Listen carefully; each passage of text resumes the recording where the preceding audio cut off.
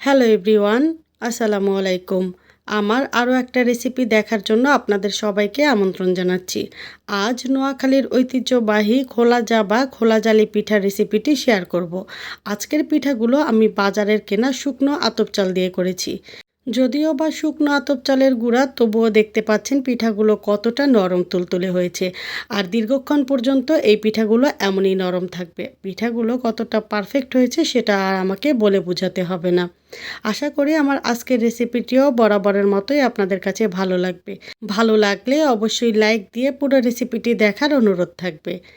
খোলাজা পিঠা বানানোর জন্য প্রথমেই এখানে একটা মিক্সিং বলে নিচ্ছি 1.5 কাপ শুকনো আতপ চালের গুঁড়া। আর এখানে নিচ্ছি হাফ কাপ ময়দা। ময়দার পরিবর্তে আপনারা আটাও ব্যবহার করতে পারবেন। তারপরে দিয়ে দিচ্ছি স্বাদমতো লবণ। এবারে শুকনো উপকরণগুলো একটা হ্যান্ড হুইস্কের সাহায্যে খুব ভালোভাবে মিশিয়ে নেব। যেহেতু শুকনো আতপ চালের গুঁড়া দিয়ে পিঠাগুলো বানাচ্ছি, তাই ব্যাটার রেডি করার জন্য এখানে আমি কুসুম গরম পানি নিলাম। এখন অল্প অল্প করে পানি দিয়ে একটা ঘন ব্যাটার রেডি করে নিব। একবারে পানি দিব না, তাহলে পানিটা বেশি হয়ে যেতে পারে। শুকনো আতপ চালের গুঁড়া দিয়ে খোলাচা পিঠা বানানোর সময় অবশ্যই এখানে অল্প আটা বা ময়দা ব্যবহার করতে হবে, না হয় এই পিঠাগুলো নরম হবে না। আবার খোলা থেকে পিঠাগুলো তোলার সময় এগুলো ভেঙে যেতে পারে, যেহেতু আতপ চাল দিয়ে পিঠা বানালে পিঠা কিছুটা শক্ত হয়। তো এখানে আমি বেশ ঘন একটা ব্যাটার রেডি করে নিয়েছি। আপনারা এর ঘনত্বটা দেখে কিন্তু বুঝতে পারছেন। আর ব্যাটারটা আমি রেডি করার পরে 1 থেকে 1.5 মিনিট একটু ভালোভাবে ফেটিয়ে নিয়েছি।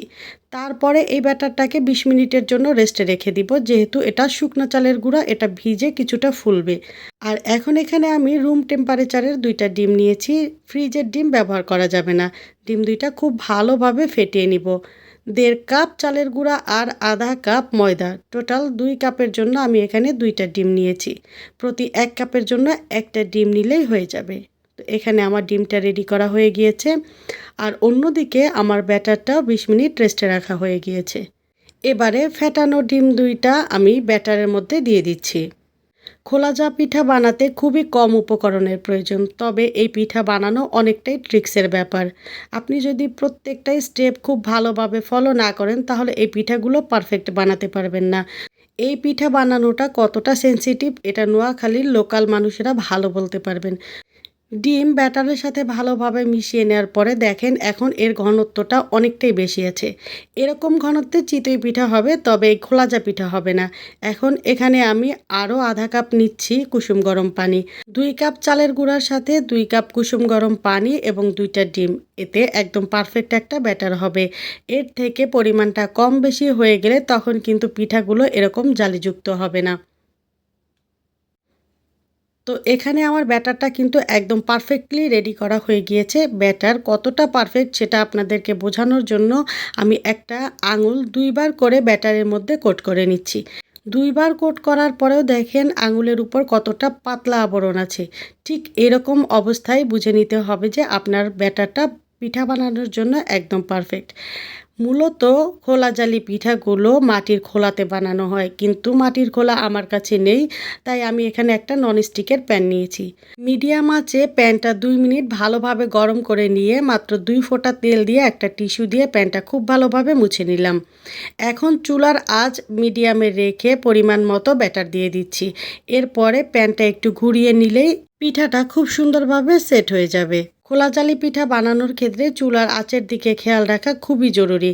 মিডিয়ামের থেকে কম আঁচে পিঠাগুলো ভাজলে এরকম ছিদ্র ছিদ্র হবে না, তখন এই পিঠাগুলো একদম চাপটির মতো হবে।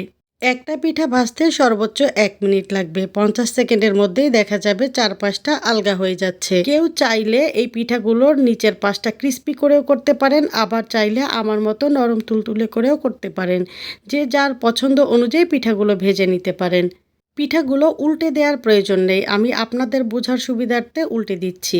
দেখেন পিঠাটা কতটা জালিযুক্ত হয়েছে। অথেন্টিক খোলা জালি ঠিক এরকম জালিযুক্ত হবে, আর নিচের অংশটা হবে হালকা ব্রাউন। তো আমি একই রকম করে বাকি সবগুলো পিঠা ভেজে নিব। আর প্রত্যেকটা পিঠা ভাজার পূর্বে ব্যাটারটাকে অল্প সময়ের জন্য এভাবে বিট করে নিব। পারফেক্ট খোলা জালি বানানোর জন্য A to Z সকল টিপস সহ আজকের রেসিপিটি আপনাদের সাথে শেয়ার করেছি। আশা করি আপনাদের কাছে রেসিপিটি বেশ ভালো লেগেছে। যদি ভালো লাগে লাইক, কমেন্ট, শেয়ার এবং সাবস্ক্রাইব করে পাশে থাকা বেল আইকনের অল অপশনটি সেট করে রাখার অনুরোধ রইল। দেখা হবে পরবর্তী রেসিপিতে। আল্লাহ হাফেজ।